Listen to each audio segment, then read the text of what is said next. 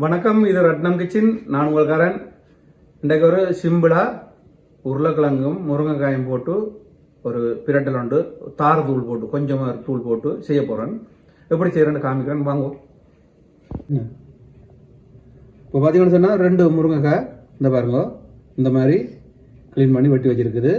உங்களோட தோட்டத்து உருளைக்கிழங்கு 3 உருளைக்கிழங்கு, அதுவும் சின்ன சின்ன வெட்டி வச்சுருக்கு. 2 உள்ளி சின்ன சின்ன வெட்டி இருக்குது. 1 வெங்காயம், 3 பச்சை மிளகாய், கொஞ்சம் கருவேப்பிலை, அதோட உப்பு, மஞ்சத்தூள், பெருஞ்சீரகம், வெந்தயம், அதோட கொஞ்சம் தூள் போட போகிறோம், மிளகாத்தூள். அதோட தேங்காய் பால் கொஞ்சம் போடுவேன், பிறகு கடைசியாக காமிக்கிறேன். இப்போ பார்த்தீங்கன்னா சொன்னால் நான் நல்லெண்ணெய் பெரிய மேச கரண்டியால் 2 கரண்டி எண்ணெய் விட்டுருக்கேன். நல்லெண்ணெய்க்கு நல்லா இருக்கும். முதல் இந்த முருங்கைக்காயை கொஞ்சம் போட்டு முதல் அதை இந்த எண்ணெயில் வதங்க விடுவோம்.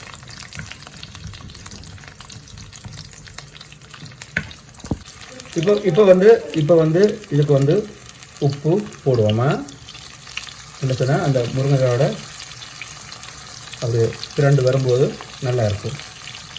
போட்டு முருங்கைக்காய் ஒரு பாதி வேகிற வரைக்கும் வெந்த பிறகு மற்றதில் போடுவோம். இப்போ பார்த்தீங்கன்னா முருங்கைக்காய் ஓரளவு வெந்துருச்சு. இப்போ ஒரு அரை கரண்டி வெந்தயம்,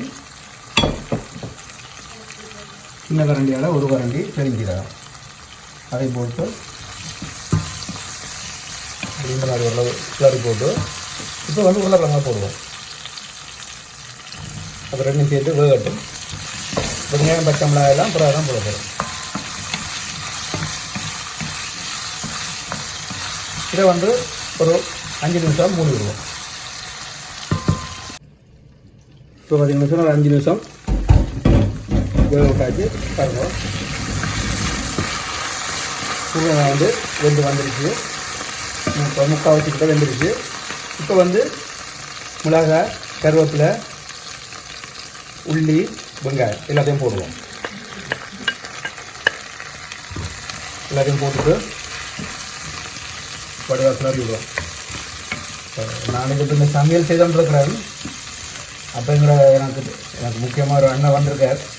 அவர் குறுக்கா காய்ச்சி என்ன குழப்பி கொண்டிருக்கிறார். இருந்தாலும் நான் இந்த சமையலை செய்து முடிக்கணும்னு செய்வேன். இப்போ பார்த்தீங்கன்னா நான் எல்லாத்தையும் கிளறி போட்டு 2 நிமிஷம் மூடி போட்டு இப்போ திறந்து மறுபடியும் கிளறி போட்டு இப்போ மஞ்சத்தூளும் உப்பும் போடுவோம்.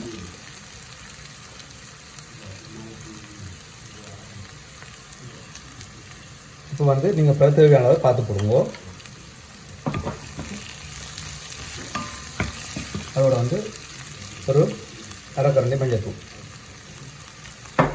அதையும் போட்டுட்டு வடிவா கிளறி போட்டு ஒரு மிதமான சூட்டில் இன்னும் ஒரு 5 நிமிஷம் மூடி விடுங்க. ஒரு 5 நிமிஷம் மூடி போட்டு திறந்துட்டு ஒரு அரை கரண்டி தூள், எனக்கு சொன்னால் இதுக்கு பால் கறி மாதிரி தான் வைக்க போகிறோம். ஆனால் கொஞ்சம் தூள் போட்டால் நல்லா இருக்கும்ன்றதுக்காக ஒரு அரை கரண்டி தூள் போட்டு வடிவா கிளறி விடுவோம். நான் முருங்கைக்காய் அப்புறம் முதல் செய்யும்போதே தூள் இது உப்பு போட்டு நான் பிறகு கொஞ்சம் நான் போட்டு நான் நீங்கள் அளவு பார்த்து போடுங்க. இந்த மாதிரி செய்து போட்டு அந்த தூள் வச்சு அடங்கட்டும், கொஞ்சம் நேரம் விடுவோம். இப்போ இது பாருங்க, உருளைக்கிழங்கு முருங்கைக்காயெல்லாம் நல்லா வெந்துருச்சு. இப்போ தேங்காய் பால் ஓரளவு விடுவோம். ஏன்னா தேங்காய் பாலுக்கு நல்லா இருக்கும். போட்டுட்டு படிவாங்க கிளறி விடுவோம். இப்போ பார்த்தீங்கன்னா இந்த தேங்காய் பால் பாருங்க இதெல்லாம் சேர்ந்துருச்சு. இப்போ ஒரு கொஞ்சம் தண்ணி விடுவோம். அப்போ தான் இந்த மாதிரி விட்டுட்டு ஒரு 3 நிமிஷம் மூடி விடுவோம்.